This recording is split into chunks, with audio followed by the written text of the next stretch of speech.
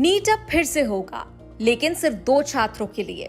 चौंकिए मत, दरअसल ये बॉम्बे हाई कोर्ट ने हाल ही में दिए हुए एक निर्देश में कहा है। आपको इससे जुड़ी हुई एक और बात भी बता दें जिसका इंतजार नीट यूजी के सभी स्टूडेंट्स को है। रिजल्ट कब आएगा?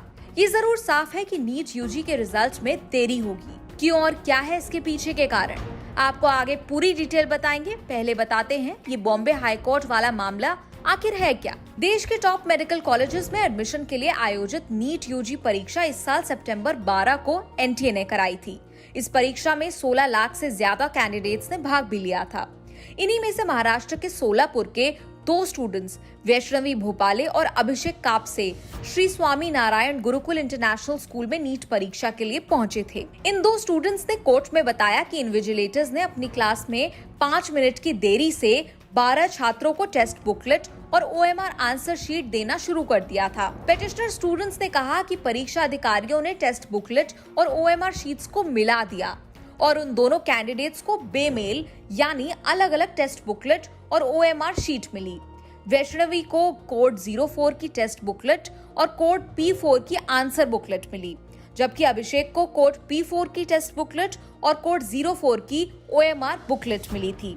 मतलब कि इन दोनों स्टूडेंट्स को मिसमैचिंग टेस्ट बुकलेट और आंसर शीट दिए गए थे, जबकि क्वेश्चन पेपर और आंसर शीट पर सेम कोड और सेम 7 डिजिट वाला सीरियल नंबर होना चाहिए था। इन छात्रों ने कोर्ट में अपनी तमाम बातें रखते हुए परीक्षा निरीक्षक यानी इन्विजिलेटर्स को इस गलती के लिए जिम्मेदार बताया था। इन स्टूडेंट्स ने ये भी कोर्ट को बताया कि जब ओएमआर की जानकारी इन्हें मिली तो उन्होंने तुरंत इन्विजिलेटर्स को इस बात की जानकारी दी, लेकिन इन्विजिलेटर्स ने उनकी नहीं सुनी, इस पर कोई एक्शन नहीं लिया।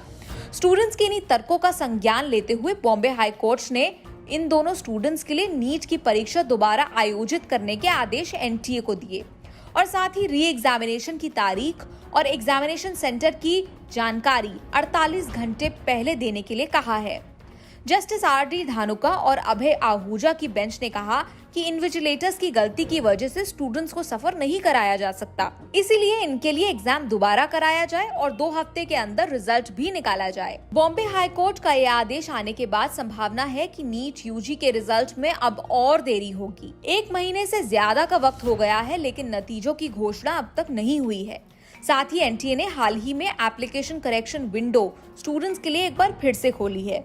स्टूडेंट्स अगर एप्लीकेशन फॉर्म में दी गई जानकारी बदलना या ठीक करना चाहते हैं तो उनके पास 26 अक्टूबर रात 11:50 बजे तक का मौका है।